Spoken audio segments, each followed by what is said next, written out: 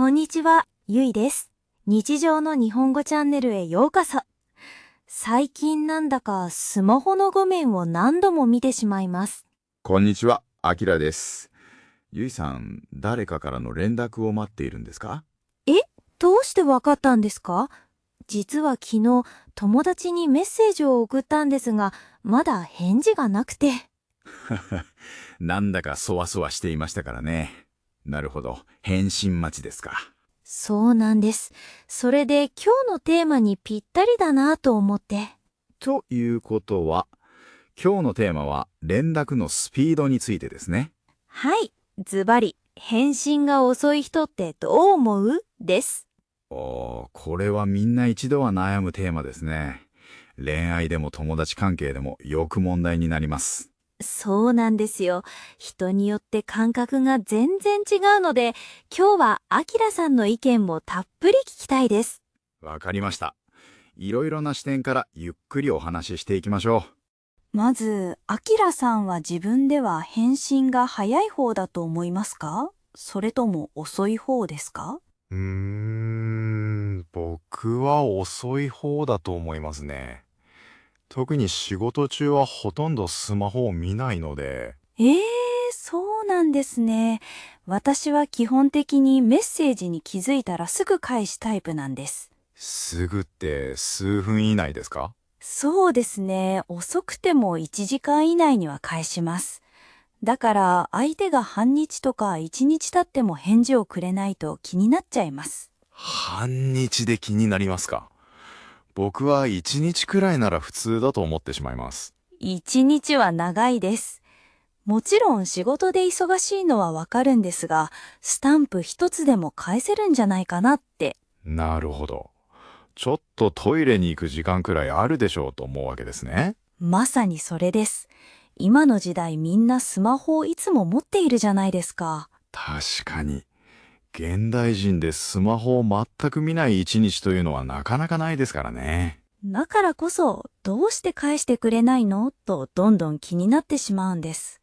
返信が遅いと待っている方は一人でいろいろ考えてしまうことが多いんですよ。いろいろって例えばどんなことですか？一番多いのは、私何か怒らせるようなこと言ったかなという不安です。そんな風に思うんですか？ただ忙しくて返信していないだけなのに。そうなんです。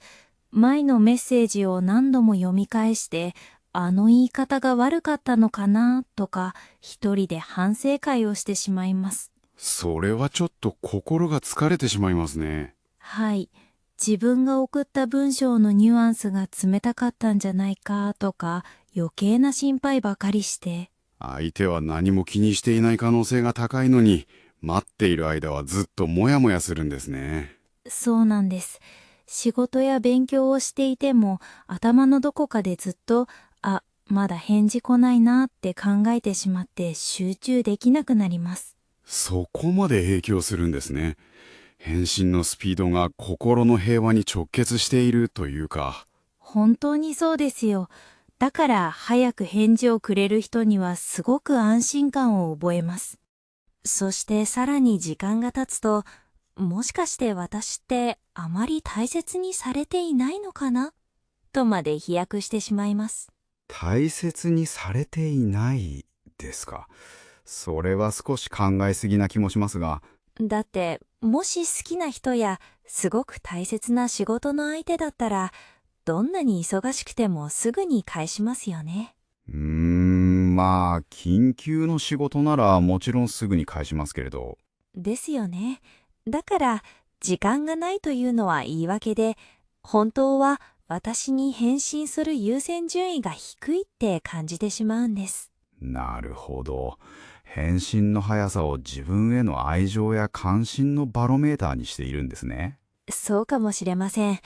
特に恋愛関係だと、これが原因で喧嘩になるカップルってすごく多いと思います。なんで連絡くれないのってやつですね。ドラマでもよく見るシーンです。ええ、女性はつながりを感じることで安心するので、連絡が途絶えるとそのつながりが切れてしまったように感じるんです。つながりの確認ですか。男性はそこまで深く考えていないことが多いので、そこに大きなすれ違いがあるのかもしれませんね。じゃあ、ここからは返信が遅い側の意見も言わせてください。はい、ぜひ聞きたいです。どうしてスマホを見ているのに返さないんですか？まず一番伝えたいのは、決して相手が嫌いになったわけでも大切じゃないわけでもないんです。本当に。じゃあ、どうして後回しにするんですか？返信にはエネルギーが必要なんです。ただ文字を打つだけじゃなくて、内容を考えないといけないですよね。まあ、そうですね。どう返事をしようかなって考えます。仕事で疲れていると、ちゃんとした文章を考える頭の余裕が残っていないんですよ。頭の余裕ですか。スタンプ一つでもダメですか？大切な相手だからこそ、適当にスタンプだけで返すのは悪いなぁと思ってしまうんです。え、大切だからこそ返信が遅くなるってことですか？それはちょっと意外でした。そうなんです。ちゃんと相手に向き合いたいから、エネルギーがある時に返そうと思うわけです。後で落ち着いた時にしっかり返信しようと決めて、とりあえずそのままにしておきます。後でしっかり返そうって思うんですね。でもその後でがなかなか来ないんですよね。耳が痛いです。そうやって後回しにしているうちに、うっかり忘れてしまったり、時間が経ちすぎて今更返しづらくなったりするんです。時間が経ちすぎると確かに今更なんて言えばいいだろうってなりますよね。そうなんです。遅くなってごめんから始めないといけないから、さらにエネルギーが必要になって、また後回しにするという悪循環です。なるほど。悪気はないのはわかりました。でも待っている方は忘れられていること自体がショックだったりしますよ。それは本当に申し訳ないです。でも、愛情の深さと返信の速さは必ずしもイコールじゃないってことは分かってほしいです。頭では理解できるんですけど、やっぱり寂しい気持ちは消えないかも。難しいですね。お互いのペースを尊重し合うしかないかもしれませんね。ここでよくある究極の質問をしてもいいですか？はい、なんでしょ LINE などのメッセージアプリで、既読スルーと未読スルー。アキラさんはどっちがマシだと思いますか？既読スルーは読んで無視。未読スルーは読まないで無視ですね。どっちもダメージはありますが、僕は未読の方がマシかな。どうしてですか？私は絶対未読スルーの方が傷つきますよ。既読スルーだと読んだのに返す価値がないと思われたのかなって感じがして、ちょっと嫌じゃないですか。なるほど。未読ならまだ気づいていないだけって思えるからですか？そうです。忙しくてスマホを見ていないんだなぁと自分を納得させられますから。でも今の時代、一日中スマホを見ないなんてありえないですよ。だから未読のまま放置されると、私からの通知をわざと無視してるって思っちゃいます。確かに、そう言われると未読スルーもかなり残酷ですね。私は既読がつけば、とりあえず読んでくれたんだな。今は忙しいのかなって思えます。なるほど。とりあえず生存確認はできたみたいな感じですね。そうです。でも何日も未読のままだとブロックされたのかなとか、私って嫌われてるってすごく悲しくなります。もともと既読機能って相手がメッセージを読んだか確認するための便利な機能だったはずなのに、今ではプレッシャーの原因になっていますね。そうですよね。だから最近はメッセージを長押しして既読をつけずに内容だけ読む人も多いみたいですよ。ああ、画面を押し込んでポップアップで読む裏技ですね。はい、実は私もよくやります。すぐに返せない時にとりあえず内容だけ確認したくて。ゆいさんもやるんですか？さっきすぐに返信しないとって言っていたのに。矛盾してますね。でも既読をつけちゃうと早く返さなきゃって自分が焦るから自己防衛なんです。人間関係って本当に複雑で面白いですね。日本人は特に言葉の選び方を気にしすぎるから返信が遅くなるという文化的な面もあるかもしれませんね。それはありますね。こういう風に書いたら冷たいと思われるかなとか、絵文字をどれにするかとかすごく悩みます。そうそう。気を使えば使うほど時間がかかってしまうんです。じゃあ、もし相手からの返信が遅くてどうしても連絡を取りたいときはどうするのがいいんでしょうか？相手を責めるんじゃなくて、軽く催促するのがいいと思います。